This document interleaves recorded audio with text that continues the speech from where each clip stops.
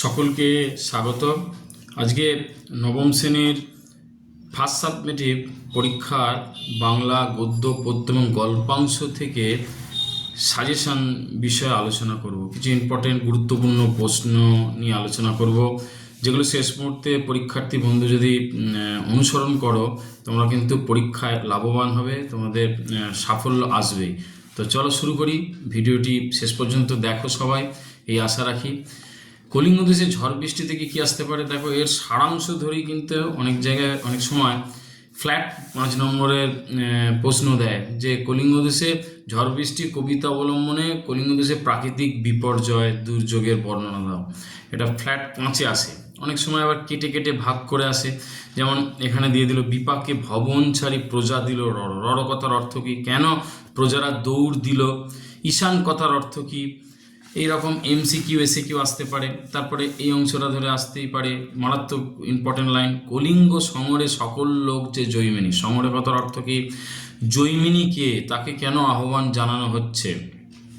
তারপরে দেখো নিরবধি 7 দিন বৃষ্টি নিরন্তর। কোথায় 7 দিন বৃষ্টি হচ্ছে, এই বৃষ্টির ফলে সেখানকার প্রাকৃতিক বিপর্যয়ের যে চিত্র খুঁজে পাও সেটি আলোচনা করো। তারপর এই অংশটা ধরে আসতে পারে ধুলে আচ্ছাদিত হইল যে ছিল হরিত, উল্টিয়া পড়ে শস্য প্রজা চমকিত। প্রজা কেন চমকে যায়, ধুলে বা ধুলোয় কেন শস্য বা ফসল আচ্ছাদিত হচ্ছে। এই অংশগুলো ভালো করে যদি অনুশীলন করো আশা করি কিন্তু পরীক্ষায় তোমরা ভালো নম্বর করবে। আচ্ছা, এবার ধীবর বৃত্তান্তে দেখো যে ঋষি দুর্বাসা শকুন্তলাকে কি অভিশাপ দিয়েছিল, কেন দিয়েছিল, শকুন্তলা রাজসভায় কেন অপমানিত হলেন, ধীবরের চরিত্র, তারপরে 2 যে রক্ষী বা প্রহরীর কথা বলা হচ্ছে সূচক জানু, তাদের কথোপকথন, তারপরে এখন থেকে তুমি আমার একজন বিশিষ্ট প্রিয় বন্ধু হলে, কে কার প্রিয় বন্ধু হলো, কেন, আলোচনা করো। আর এখান থেকে তোমাদের আসতেই পারে MCQ SAQ হিসেবে যে 2 প্রহরীর নাম কি, আচ্ছা রাজার নাম কি, কোন আশ্রমে শকুন্তলা থাকতেন, এই অংশগুলো ভালো করে দেখবে। ইলিয়াসে চলে আসি, ইলিয়াস গল্পাংশে তো খুব ইম্পর্টেন্ট প্রশ্ন হচ্ছে ভাগ্য যেন চাকার মতো ঘোরে, এই সত্যতা ইলিয়াস গল্প অবলম্বনে আলোচনা করো। তারপরে এই অংশটা ধরে আসতে পারে 50 বছর ধরে সুখ খুঁজে খুঁজে এতদিনে পেয়েছি। কিভাবে সুখ পেলেন, প্রকৃত সুখের সন্ধান কিভাবে পাওয়া গেল, ইলিয়াস গল্প অবলম্বনে আলোচনা করো। তারপরে ইলিয়াস যা বলল সবই সত্য এবং পবিত্র গ্রন্থে লেখা আছে, পবিত্র গ্রন্থের নাম কি, পবিত্র গ্রন্থে কি লেখা আছে আলোচনা করো। সুখী জীবন কাকে বলে কোনোদিন বুঝিনি, কেন বোঝেননি, কিসের জন্য এই উক্তি করেছেন, কে করেছে, এই অংশটা ধরে আসতে পারে। কিন্তু আজ এমন সুখের সন্ধান আমরা পেয়েছি যে আর কিছুই আমরা চাই না। আমরা বলতে কাদের কথা বলা হচ্ছে, তারা কিভাবে প্রকৃত সুখ পেল। তারপরে দেখো এইভাবে 35 বছর পরিশ্রম করে সে প্রচুর সম্পত্তি করে ফেলল, তার সম্পত্তির বর্ণনা দাও, তার সম্পত্তি কি কি বৃদ্ধি করেছিল সেগুলো আলোচনা করো। আসতে পারে MCQ হিসেবে আসতে পারে কত বছর পরিশ্রম করে সম্পত্তি বাড়ালো, ইলিয়াসের স্ত্রীর নাম কি, ইলিয়াসের পরিবারে কে কে ছিল, এগুলো আসতে পারে। প্রতিবেশীর নাম কি ইলিয়াসের, এই অংশগুলো ভালো করে করবে।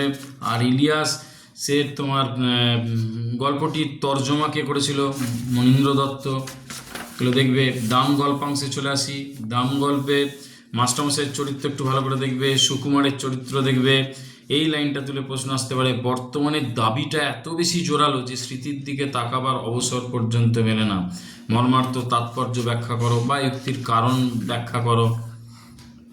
আর এই লাইনগুলো তো খুব ইম্পর্টেন্ট।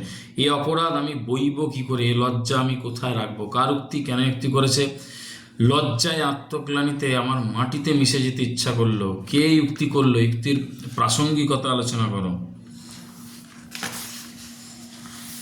এই অংশগুলো। আর দাম গল্পে ছাত্র বা শিক্ষার্থী শিক্ষকের যে সম্পর্কের টানাপোড়েন বা সম্পর্ক, সেই বিষয়ে একটা প্রশ্ন আসার সম্ভাবনা থাকে, তো একটু দেখবে ছাত্র শিক্ষক সম্পর্ক কীরকম হওয়া উচিত বলে তোমার মনে হয়, এই ধরনের আসতে পারে।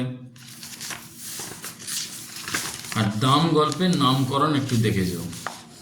এবার চলে আসছি তোমাদের নোংর কবিতা। নোংর কবিতায় প্রথমেই আসতে পারে তোমার ব্যঞ্জনাধর্মী বা রূপক কবিতা হিসেবে নোংর কবিতার নামকরণ বা সার্থকতা আলোচনা করো। নোংর কবিতার নামকরণ ভালো করে দেখবে, নোংর কবিতাকে রূপক বা ব্যঞ্জনাধর্মী কবিতা কেন বলে দেখবে। তারপরে একটা জায়গায় বলছে সারা রাত মিছে দাঁড় টানি, মিছে দাঁড় টানি, এই দাঁড় টানাকে মিছে কেন বলা হচ্ছে? ততই বিরামহীন এই দাঁড় টানা, দাঁড় টানা বিরামহীন কেন? মাস্তুল কাকে বলে একটু দেখবে।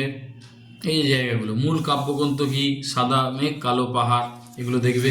এই হচ্ছে তোমাদের গদ্য পদ্যাংশের সাজেশান। আর গল্পাংশে রয়েছে যেগুলো, সেগুলো থেকে একটুখানি বলে দিই। দেখো, গল্পাংশের মধ্যে রয়েছে তোমাদের বোমযাত্রীর ডায়েরি। বোমযাত্রীর ডায়েরিতে প্রথমেই তোমাদের এমসিকিউ হিসেবে ভালো করে দেখবে যে প্রফেসর শঙ্কুর পুরো নাম কি, তিনি ডায়েরিটা কোথা থেকে পেলেন, কার কাছ থেকে পেলেন। এই লাইনটা ইম্পর্টেন্ট। আজ দিনের শুরুতেই একটা বিশ্রী কাণ্ড ঘটে গেল। সেই 1 জানুয়ারির ঘটনার কথা, ক্যালেন্ডার পরিবর্তন করার ঘটনার কথা লিখতে হবে, ভালো করে দেখবে। আচ্ছা, আস্তিন কথার অর্থ কি? জামার হাতা, এটা ভালো করে দেখবে। একদিনের ঘটনা খুব বেশি মনে পড়ে, কোন দিনের ঘটনা? সেদিন ল্যাবরেটরিতে কি হয়েছিল। ফিসপিল কি, বটিকা ইন্ডিকা কি, এগুলো ভালো করে দেখবে।